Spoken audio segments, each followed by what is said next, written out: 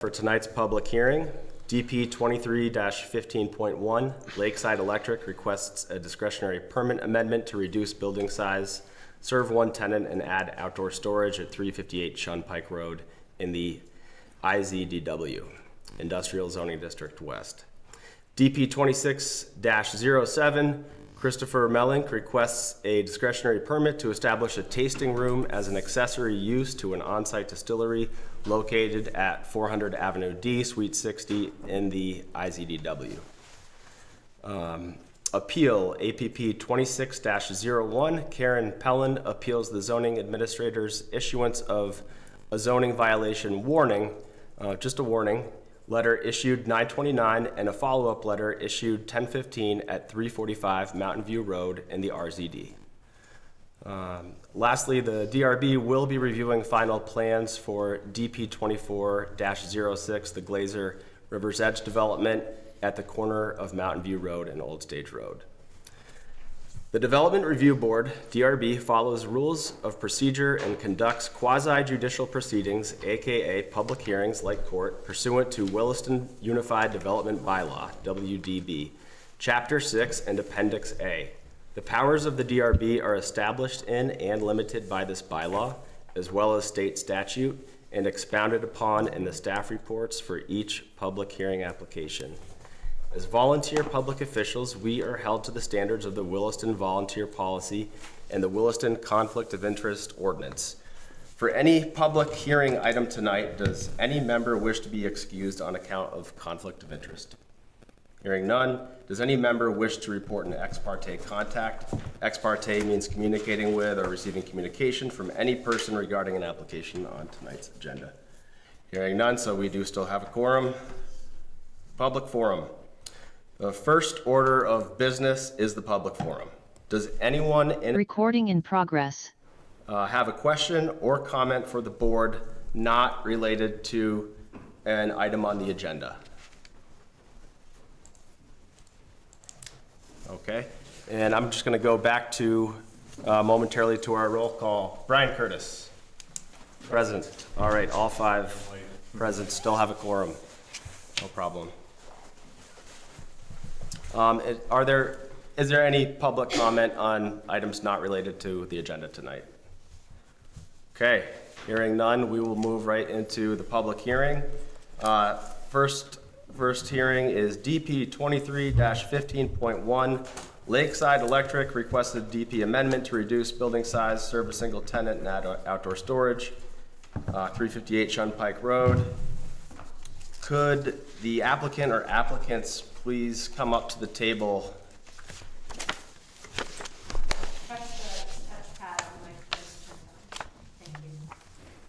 Welcome.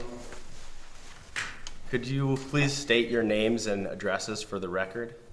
My name is Jacques LaRose. I work for Civil Engineering Associates at 10 Mansfield View Lane in South Burlington. Thank you.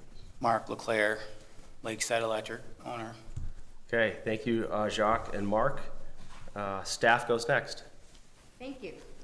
This is a request for a discretionary permit to amend the site layout to provide a smaller single-tenant building with outdoor storage at 358 Shunpike Road. The site is currently vacant and was previously a single-family dwelling. It's a 0.6 acre lot located in the Industrial Zoning District West. It has its access from a town road. It was not subject to design review or Conservation Commission review.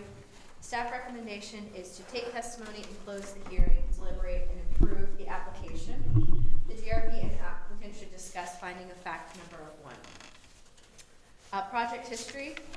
This project went through pre-application review in 2023 and discretionary permit approval in May 2024. Since that time, the applicant has requested an amendment to extend the final plans filing deadline, which brings us to today, which is an amendment to change the site layout.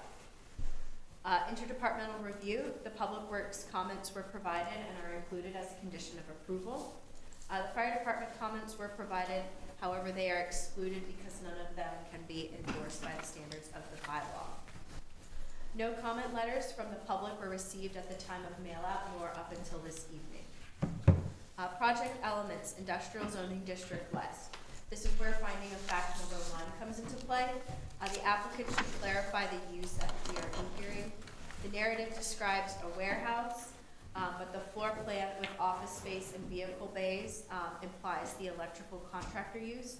Both uses are allowed, it just needs to be clarified in this approval. The dimensional standards comply with the setbacks, and the building height will be confirmed at administrative permit. Outdoor storage complies. A 1,300 square foot storage area is shown to the rear of the building, and it will be screened on the eastern side by the proposed fence. Access complies with a single curb cut onto Shunpike Road. There's a multi-use path on the opposite side of Shunpike Road, and the DRB did not require a sidewalk or path easement on this side of the road in the prior discretionary permit.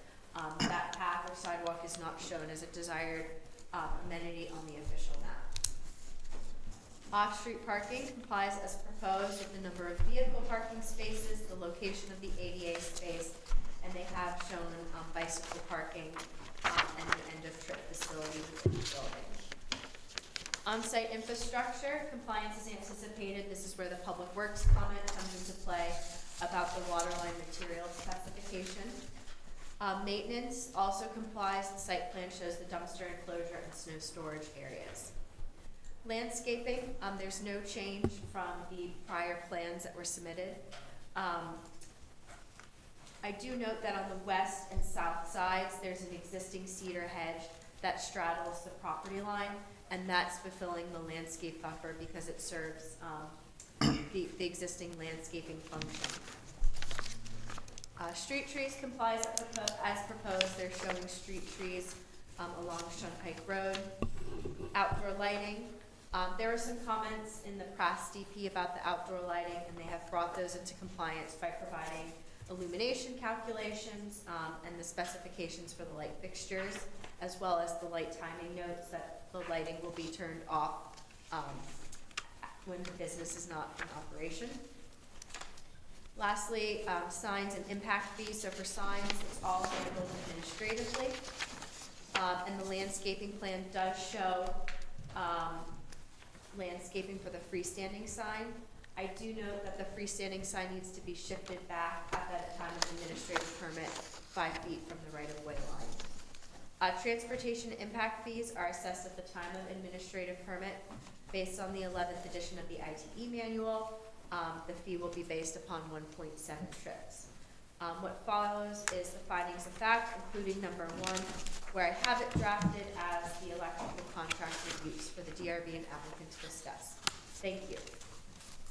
Recording in progress. Thank you, Emily. Jacques and Mark, it sounds like we should, for the record, figure out the intended use first, and then if there's anything else that you want to add or supplement to the staff report, let us know. Yep, just to clarify, yes, the building will be used as the electrical contracting use that Emily has identified. It'll be home for Mark's business, Lakeside Electric. So that, and we don't have anything to add. Okay. From staff comments, so. Thank you. DRB, any questions? No? Okay. Last chance, anybody? Members of the public? Okay. No chats and no raised hands on Zoom. In that case, this hearing is closed at 7:09 PM. Thank you both. You can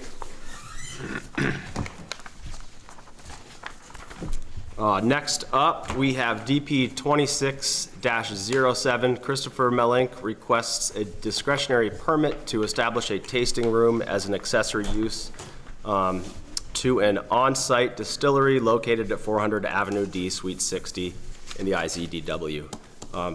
Christopher or someone representing the applicant? Christopher, I presume? Yep. Great, thank you. If you could please just state your full name and address for the record, and then we'll go to the staff report. Christopher Melnick, 14 Quail Run, South Burlington. Thank you. Staff goes next. Thank you. This is a request for a discretionary permit to establish an accessory tasting area. The change of use and the establishment of the distillery itself can be permitted administratively. It is the tasting area that solely requires the discretionary permit. The overall parcel size is 2.43 acres located in the industrial zoning district. where it is served by town roads and not subject to design review or conservation commission review. Staff recommends that the DRB take testimony, close the hearing, and deliberate and approve the decision tonight with findings, conclusions, and conditions as drafted. This is the first time the DRB is reviewing the request. The applicant filed the administrative permit on October 24th, where it was determined that the tasting area would need the discretionary permit. Interdepartmental review, the Public Works Department provided a comment memo and emails. Those are included as a condition of approval. The Fire Department did not respond to the request for comments. No public comment letters were received at the time of mail out nor up until this evening.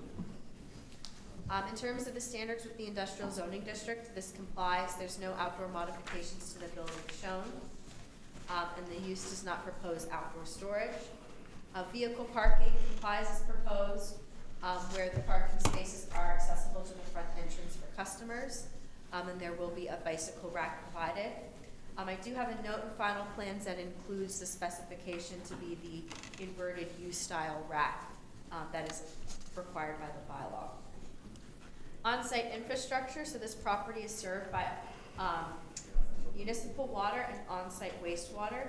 And prior to that administrative permit approval, DPW sign-off is required, and we need to see documentation that the state water and wastewater specifications are met for the wastewater system. Their plan is to haul off-site the high-strength waste. It's a very small distilling operation. So that is required prior to the administrative permit. Maintenance complies as proposed. The plan shows an outdoor storage area that will be cleaned up and used for snow storage. And it does show dumpster storage locations as well. The meat and potatoes is accessory use.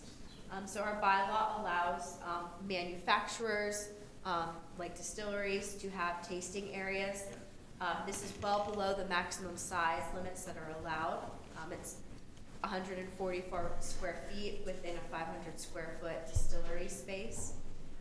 There could be an outdoor seating area, but that's not being proposed at this time.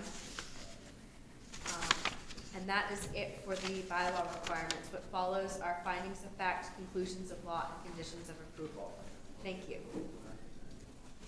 Thank you, Emily. Christopher, are you going to have seats in the tasting area? Not any Okay. seats. Yeah, the state allows me to have standing tasting area. Got it. Which helps with parking. Understand. Do you have any questions for the DRB or anything to supplement Emily's report? I don't think so. Everything's very good. Do you have any questions about, and this would be outside the DRB, but since you're here and Christine from DPW is here, do you have any questions about the memorandum on wastewater management? Nope, I have an engineer working on it right now. Perfect. All right. DRB? Anybody? Nope. Okay. Members of the public? Any questions? If that's the case, we are going to close this hearing at 7:14 p.m. Thank you, Christopher. Thank you.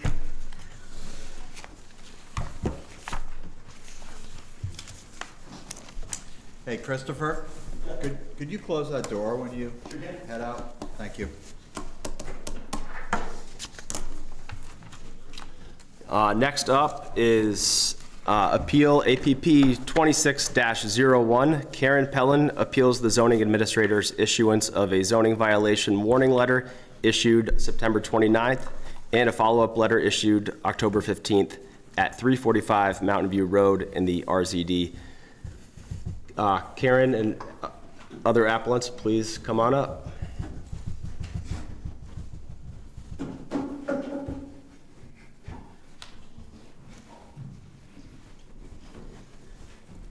Thank you both. If you could just, as others have done, state your full names and address for the record, and then we'll turn it over to staff. Karen Pellin, 345 Mountain View Road, Williston, Vermont. Tucker Cardy, owner, Cardy Excavation in Stonewood. Okay, thank you, Tucker and Karen. We'll turn it over to staff for the report, please. Good evening, folks. My name is David Maroney. I'm the Senior Conservation Planner for the Town of Williston. I'll be reading our staff report for the appeal of this zoning violation warning. Noting that I wrote this staff report as a perspective of the senior conservation planner, reviewing both the zoning violation warning letter reviewed by my colleague and the appeal letter submitted by the applicant. This is an appeal of just a zoning violation warning letter. So there's relatively limited opportunity at this stage for DRB input, really mainly limited to scrutinizing the zoning administrator required actions from the warning letter. And the DRB, following the hearing, has the opportunity to uphold, modify, or overturn those recommendations. The subject property is 345 Mountain View Road. Staff recommended action is to take testimony, close, deliberate, and modify the decision with minor clarifications and adjustments. We'll note that there is no recommendation to create a timeline for corrective action as it states in the written version of this report that the DRB received. There's no public comment letters received at this time. All right. This zoning violation warning letter was, and follow-up letter were issued after receiving two notices, or two zoning violation complaint forms submitted in April and September of 2025. The two elements to that zoning violation warning. One was activity that was encroaching on 50-foot wetland buffer and storage of commercial vehicles related to an unpermitted home business. I've put a number of elements of site history and appeal into this timeline, but I'm just going to point out a couple that pertain to providing the most efficient understanding of the case.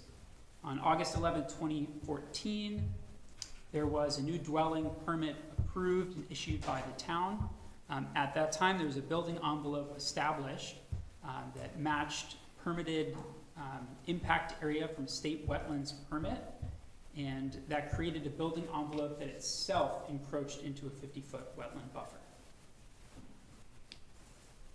On May 18th, 2021, there was also a permit issued by the town for a swimming pool. And then the two zoning violation complaint forms. The first was submitted in April 2025 for vehicles parked on or in violation of wetlands and extended driveway into wetlands.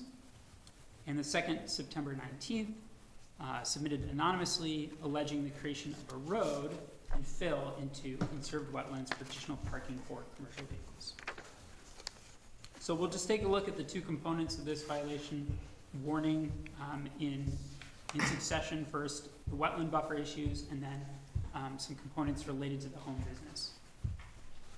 So I mentioned the context related to the home site that was permitted in 2014, mainly because that building envelope is not up for sort of re-examination or relitigation at this time. So one clarification that is recommended from the DRB to establish on top of the recommendations that were issued in the zoning violation warning letter is to clarify that only the disturbance in the wetland that is beyond that established envelope should be considered in violation of the watershed protection bylaws for Williston at this time, with the understanding that that building envelope created a vested right for the homeowner to have certain kinds of amenities within that envelope.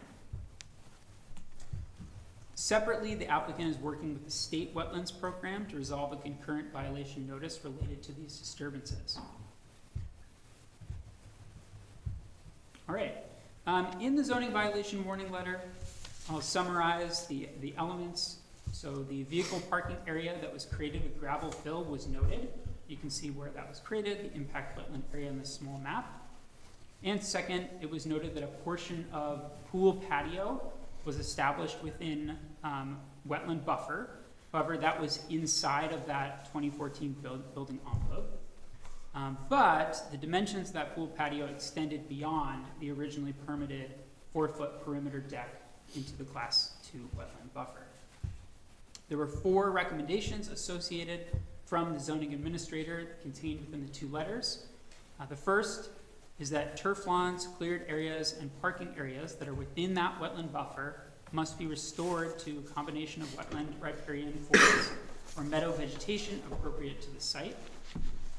The second was to provide a scaled site plan depicting the area of disturbance and restoration plant locations on these species related to recommendation number 1. There was a recommendation to include any disturbed or maintained areas outside the pool patio area, but within the wetland buffer in that restoration plan. And the fourth was a recommendation or clarification that dead and wind-thrown trees should be left in a wetland buffer unless they're identified as hazard trees as defined by the Williston bylaw. There's a small graphic here which depicts an area of wetland that was recently mapped by a wetland scientist working with the appellant, and that shows an area of gravel or fill that was created for the parking area that is within this Class 2 wetland buffer, delineated in yellow here. You can also see that that does overlap with the placement of the pool. However, I'm going to show, scrolling through the graphics here. Here we are. Here's a version of this graphic submitted by the appellant which overlays the original 2014 building envelope.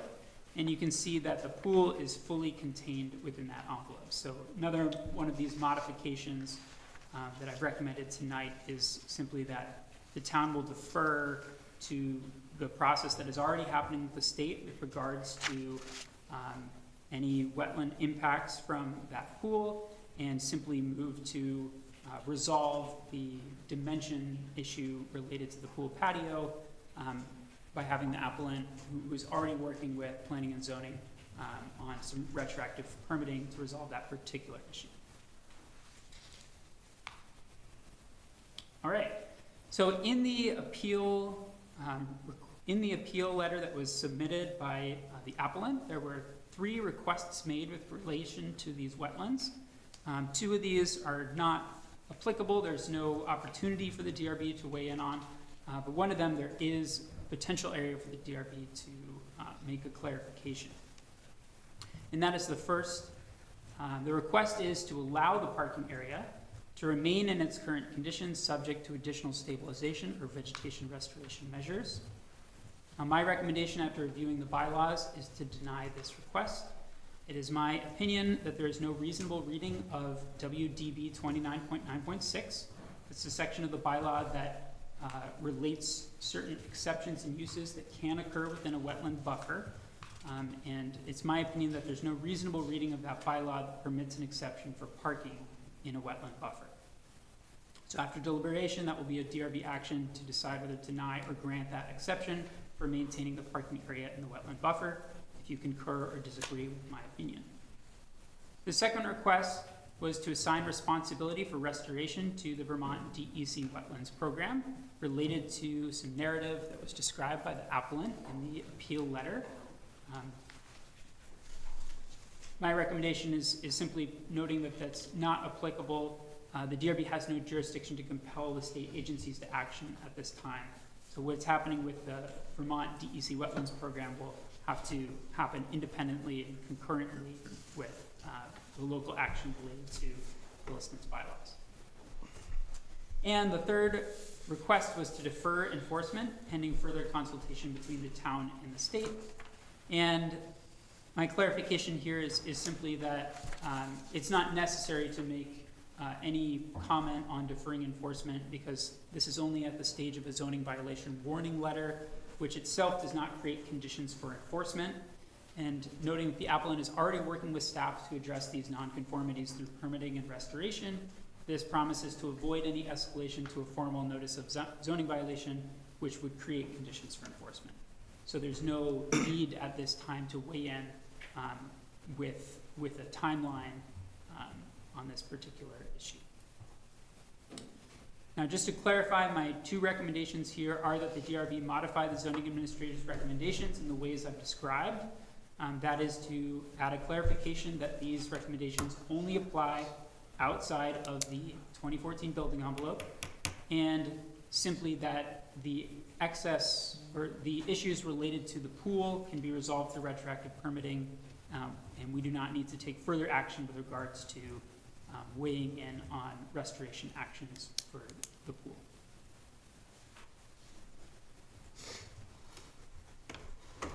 The second components of the zoning violation warning letter revolved around the commercial vehicles that were stored on site related to the unpermitted home business. The applicant is already working with staff, submitted a draft application for a home business, and I've simply noted here a couple of things. There are elements of that initial draft plan which fit very clearly within Williston's bylaws and what is permissible for a home business in the RZD. There are some aspects that are likely not permissible, particularly with regards to storage of certain size vehicles, and so that will need to be resolved with staff working with the applicant to come up with a solution and clarify what is permissible and what is not with regards to permitting the home business.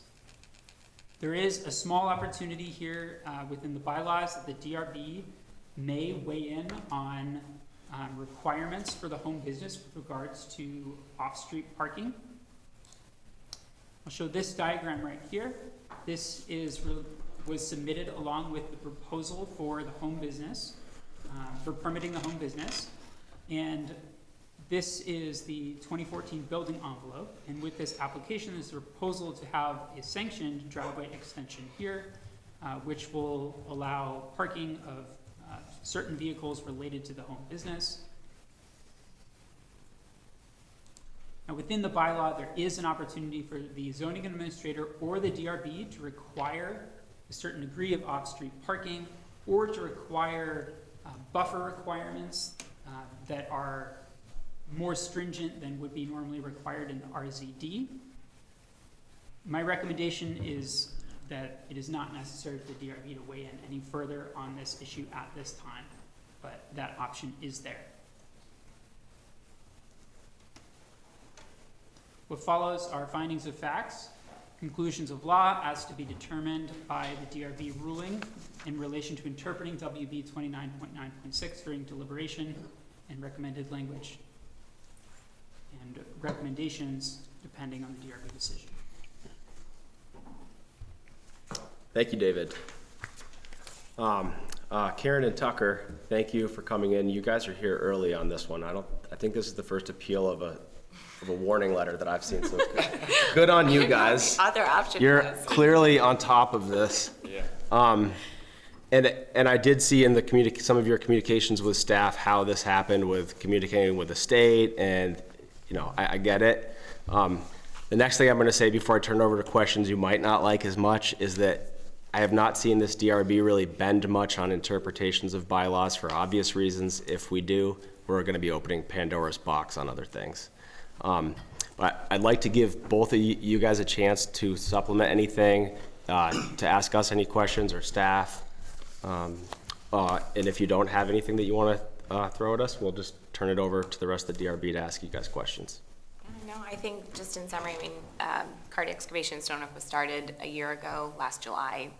Tucker's the only employee. It's pretty small scale, residential, homeowner type work. So it's nothing massive. The goal is to become scalable, to be able to sustain a secondary commercial address. But I didn't realize going into this when we stood the business up that there was going to be such limitation. Just the nature of the business, there isn't traffic, there isn't really anything other than the vehicles, which we've outlined in the permit request. So, open to options. I think trying to absorb a secondary commercial address right now is just not where we need to be. We've already started exploring options for, temporary parking for some of this, if this is not a feasible option, but hoping that maybe there's an extension or, some sort of ability to, delay until we can get to a point where we have that address. So that's really it. I think. And as she stated, it's not a business where employees are coming in and out all day long. In all reality, it's me leaving in the morning. I work 10, 12-hour days. It's me coming back at home by myself. The machinery is 95% of the time out on a job site. There's not a lot of in and outs. And The only neighbor that would be disturbed would be the neighbor out front of us. She's written a letter already, if you guys would like to see that, on any approvals. There's been no disturbance of her there. That's really all I have to say, is we're working towards getting a commercial lot. We've already looked at prices. You guys all know the price of land is like ridiculous. We're gonna get there. I don't wanna keep operating the business out of our yard, trust me. I do plan to be out of there fully, office and everything, within the next couple of years. Perfect. That's a all. goal. Great to hear. David, I think you talked about a timeline a little bit, or a lack of a timeline. Can you go over that again for us, for the applicant? Yeah, so as this is a zoning violation warning stage, the goal of a warning is really to bring the parties to the table with planning and zoning staff to troubleshoot and understand what needs to be done to bring a situation into compliance, and that's already happening.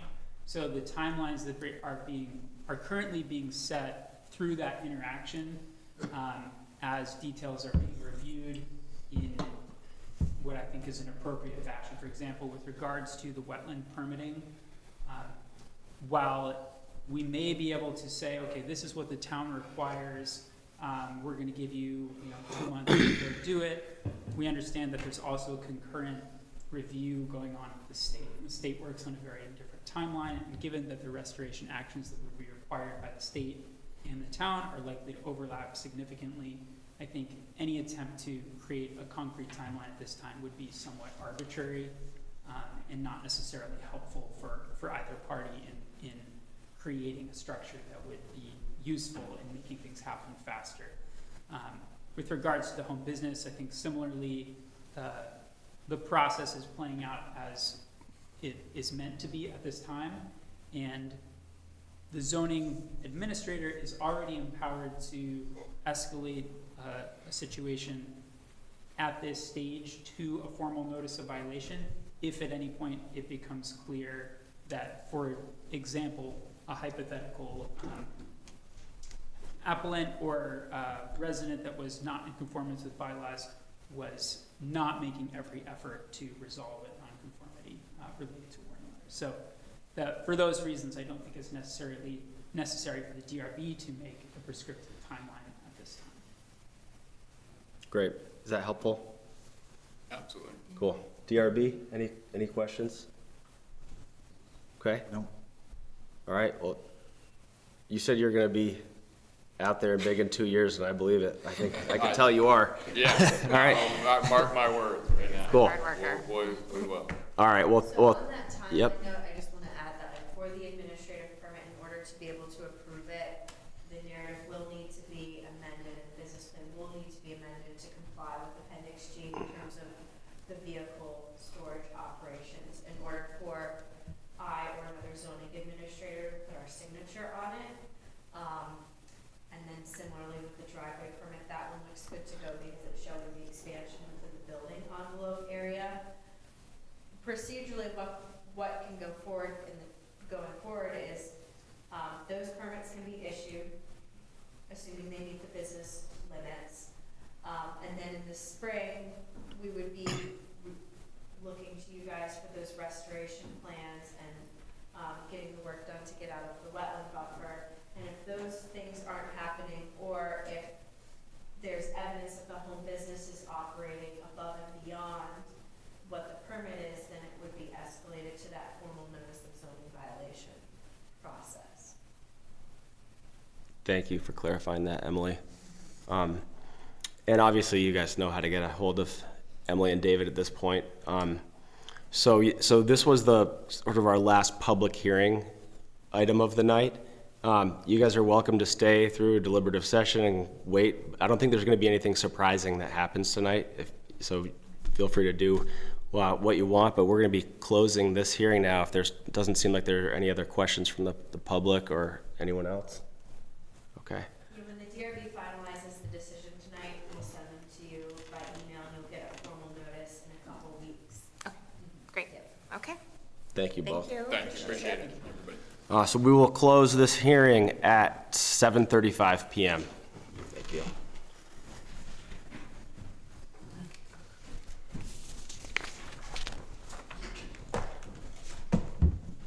So our next order of business is other business, which is DP 24-06, the Glaser River's Edge development at the corner of Mountain View and Old Stage Road.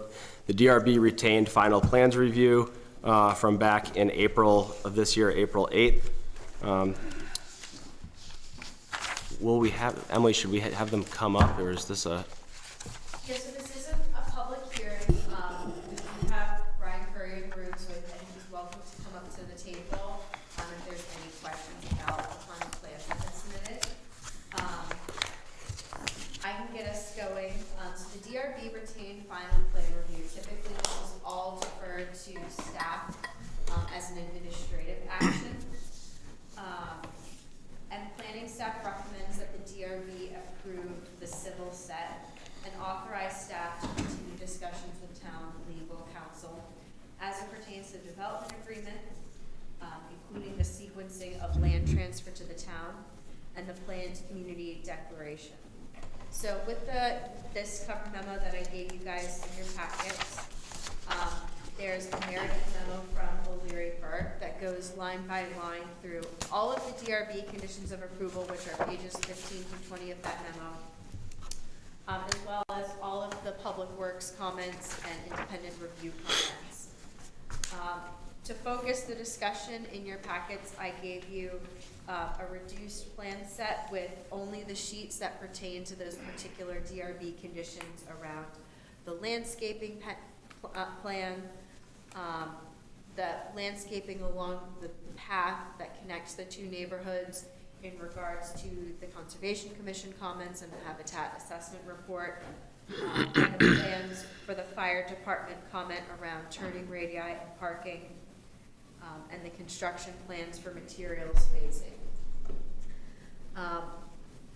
I do note that there is a DRB condition that conflicts with the standards of the bylaw in terms of document procedure.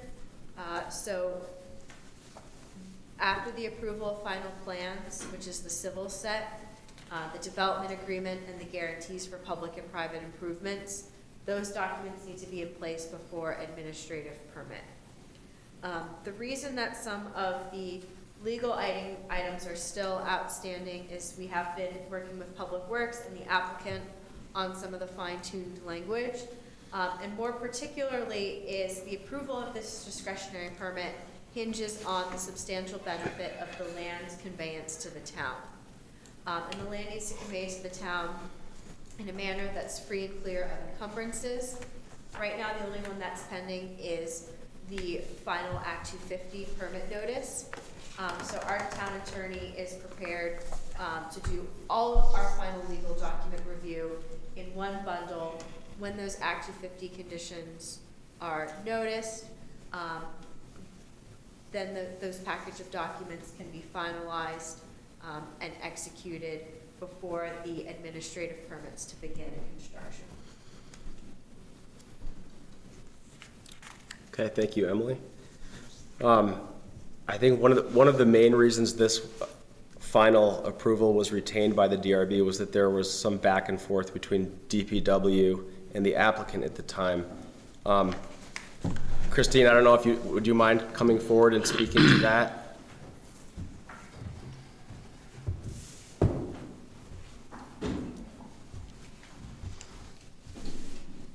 Thank you. I think most of you know me already, but Christine Doherty, Department of Public Works, Assistant Director.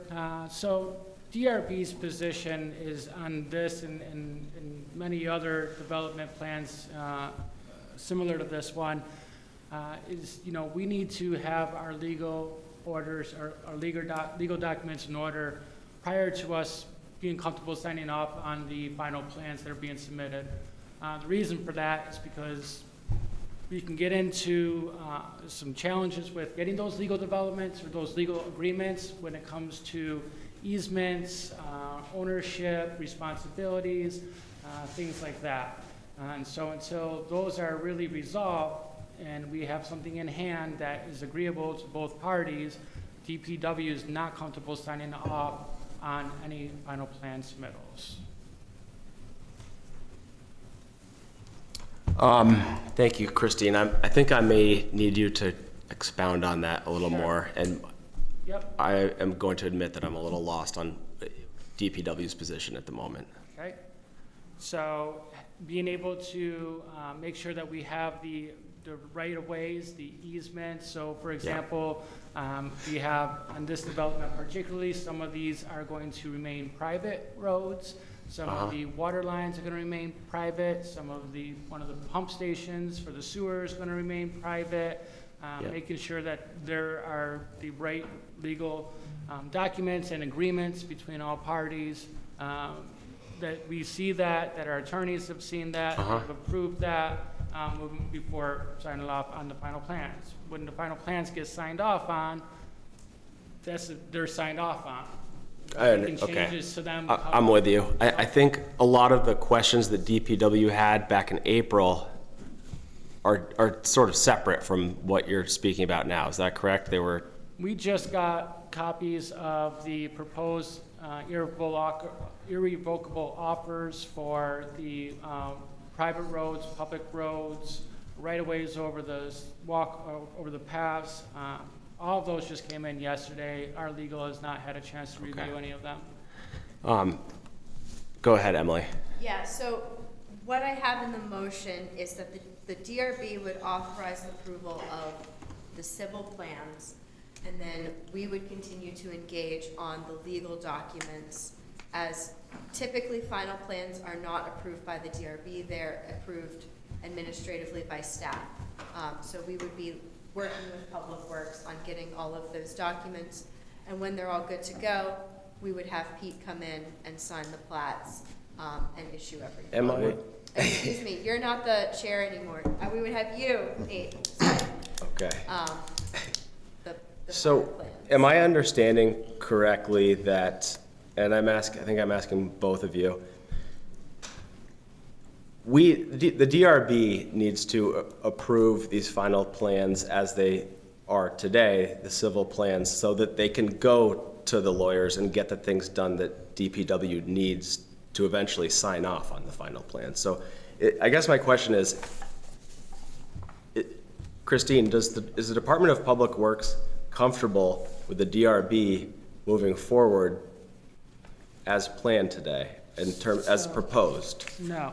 Okay. So the acceptance of the way it's been explained to me from my supervisor is that acceptance of the discretionary permit and the plans as they are, and bringing us final plans as presented, we can come up with the language. We're not talking about changing significant paths and relocating things like that.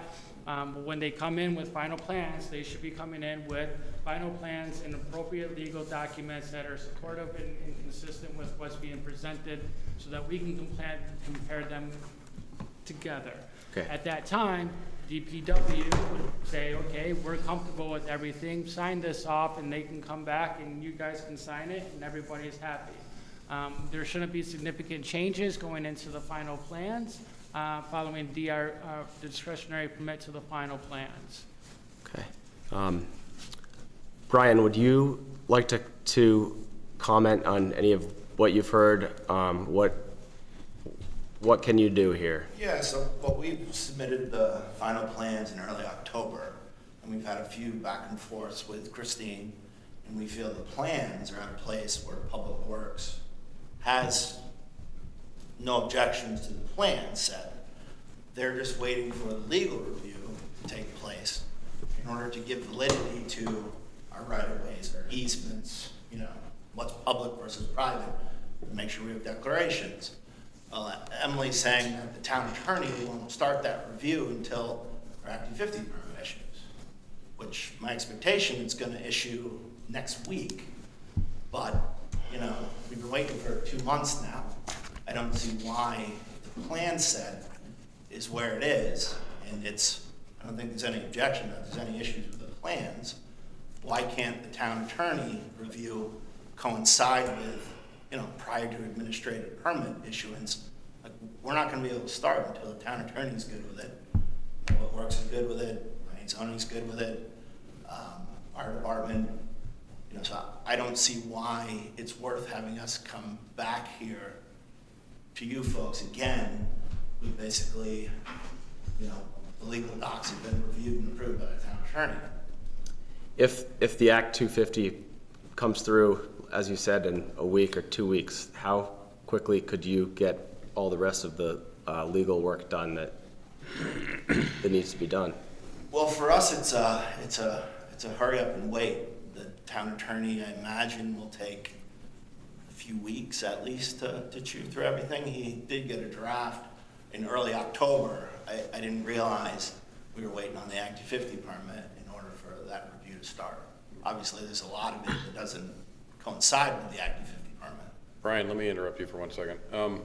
Emily, it seems like all we're talking about here is reordering the steps that we would normally have taken as a board previously on other, with other applicants.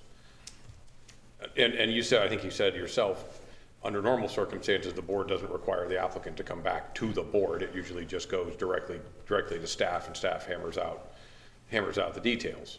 Correct. Usually the staff hammers out the details. And the DRB's main focus in past precedent with final plan review is making sure that the civil set, the landscaping plans, the architecturals, if applicable, comply with the conditions of approval. And then when we have that DRB authorization, it's administrative between planning and zoning, public works, town council, and the applicant, where we're not beholden to that 2-week DRB meeting schedule to right. And in this case, are you comfortable that those areas have been taken care of, that the DRB would normally pay attention to? For the civil plans, yes. All of the other legal agreements are still in conversation. And the DRB wouldn't weigh in on that anyways. That would be deferred to staff. Yes. My vote is to approve the plan so, and let them move forward. So DRB, it sounds like, retained final approval of the plans. And that's, so I'm in agreement with you, Scott. Yeah. That if the plans I mean, are consistent with the terms and the conditions of approval, then I don't see why we can't approve it. I agree.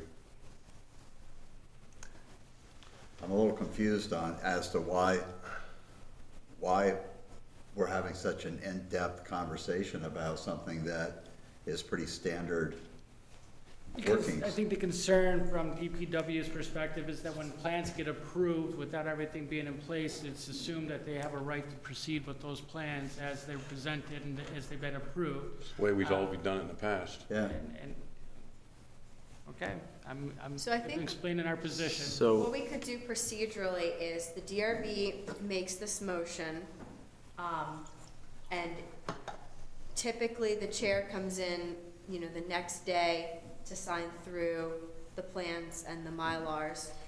We'll hold off on that until Public Works is able to say yes to all of the legal agreements, so that the chair's timing of the signature is aligned with all of the legal documents, having DPW sign off. I mean, Christine, nothing happens until the legal agreements are done anyways in any project.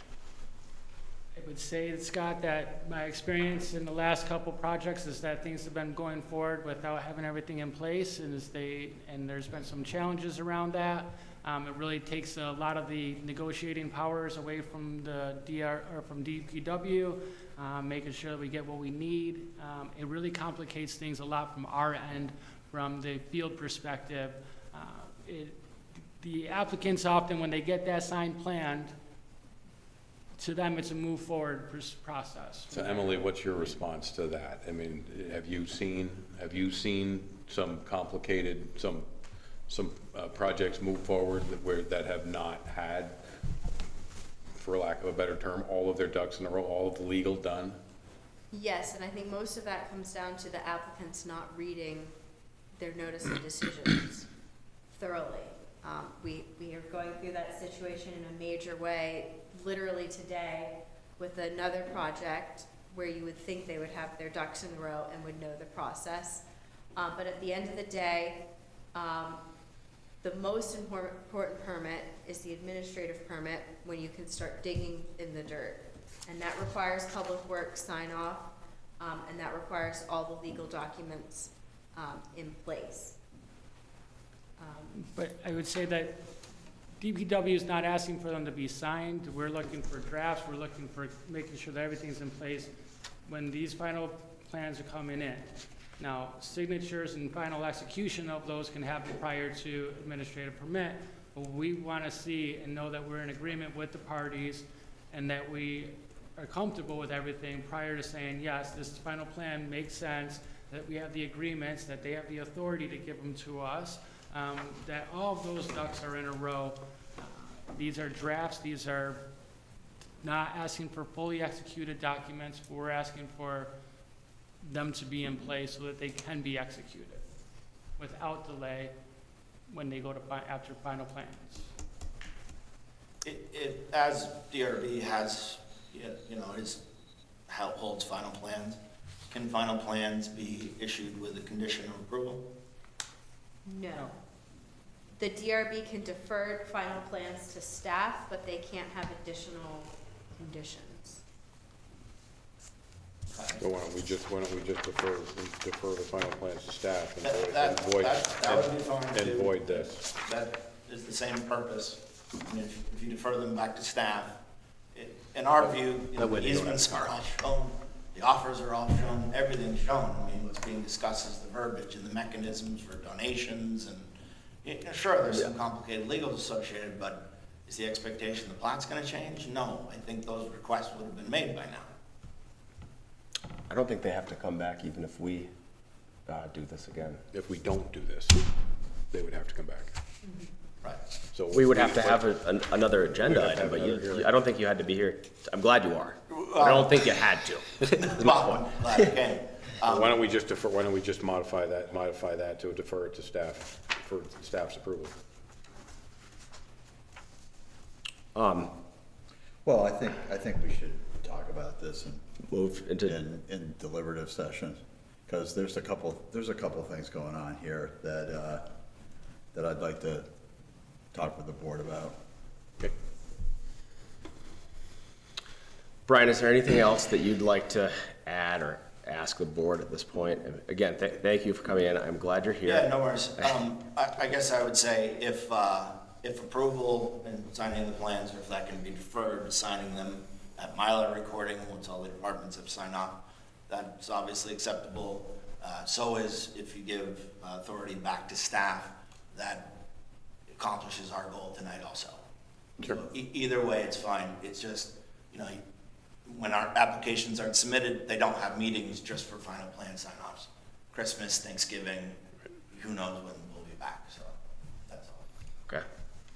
Yeah, I'll just Hear say ya. that December 9th is the last DRB meeting of the year, and with some of our quorum issues and going into cold and flu season, I think deferring to staff keeps this from trickling over into the new year, when a lot of work can take place in December and getting these documents buttoned up in terms of all the legal documents. I guess my final question, Brian, is just if all these other things still need to be done, what really is the advantage to you of having this approved by the board today?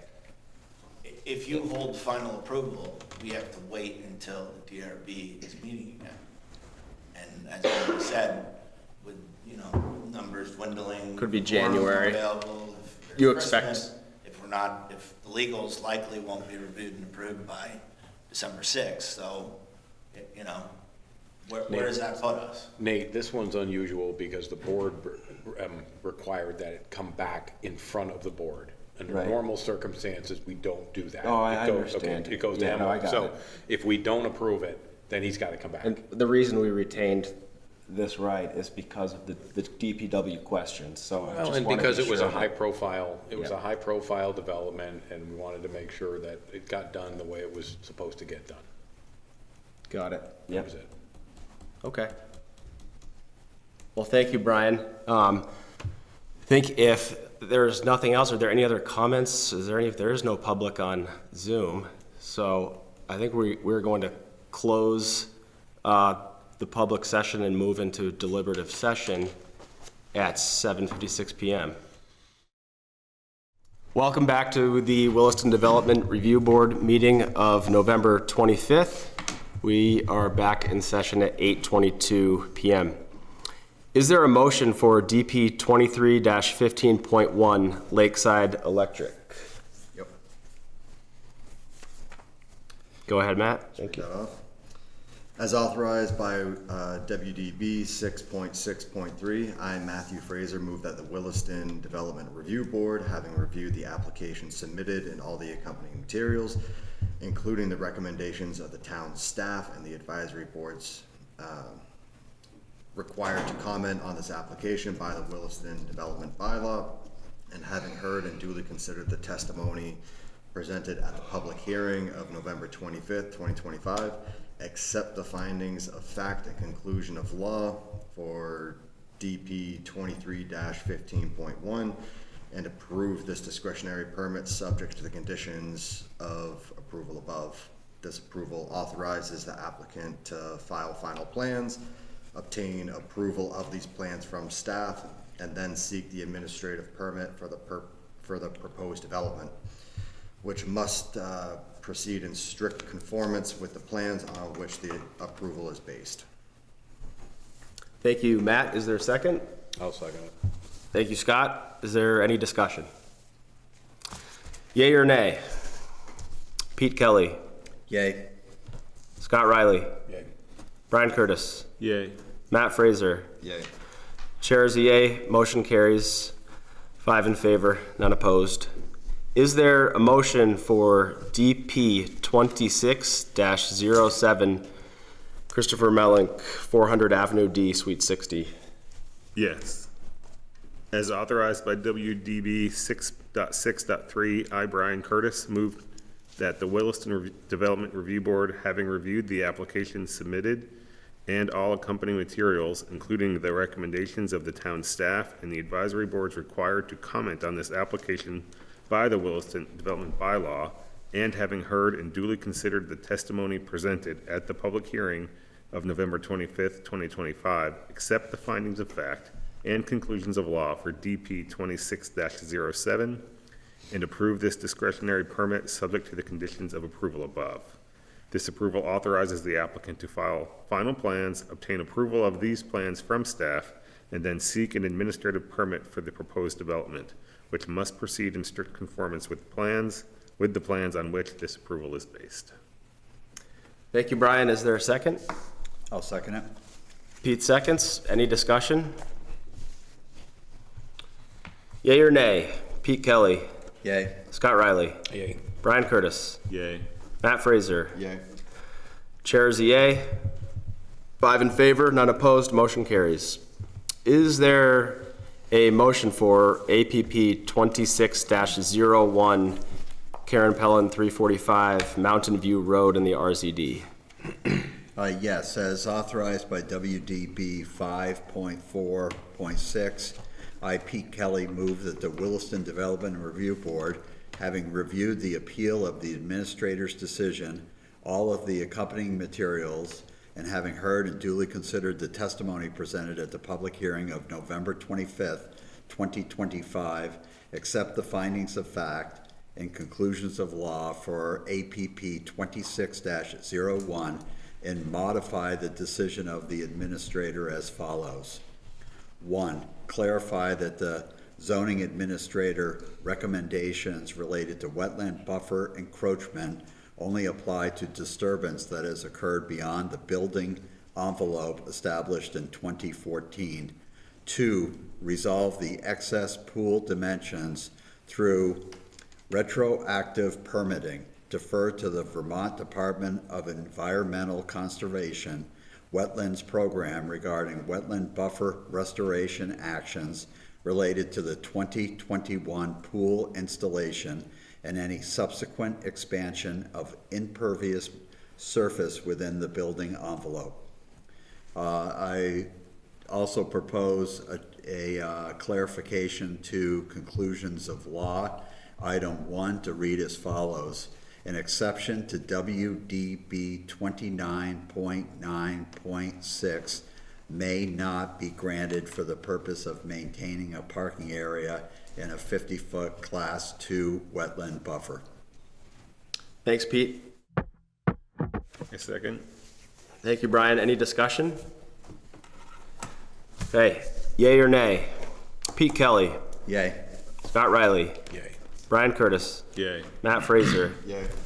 Chair is a yay, 5 in favor, none opposed, motion carries. Would anyone on the board like to make a motion regarding DP 24-06 Glaser / River's Edge? Yes, I'm happy to make a motion. Emily, can you put that on the screen?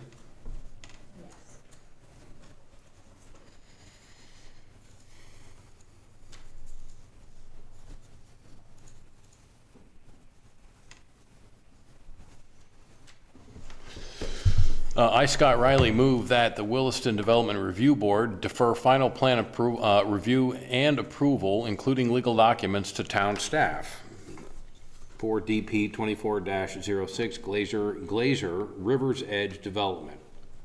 Thank you, Scott. Do we have a second? Second. Thank you, Brian. Is there any discussion? Hearing none, we will take a vote. Yay or nay? Pete Kelly. Yay. Scott Riley. Yay. Brian Curtis. Yay. Matt Fraser. Yay. Chair is a yay, 5 in favor, none opposed, motion carries. No minutes? No, we did that. Brian did.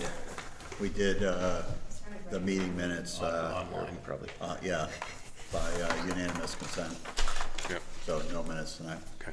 So all we need is a motion to adjourn. All right. Is there a motion to adjourn? I'll make the motion to adjourn. All in favor? Yay. Yay. Perfect. Done.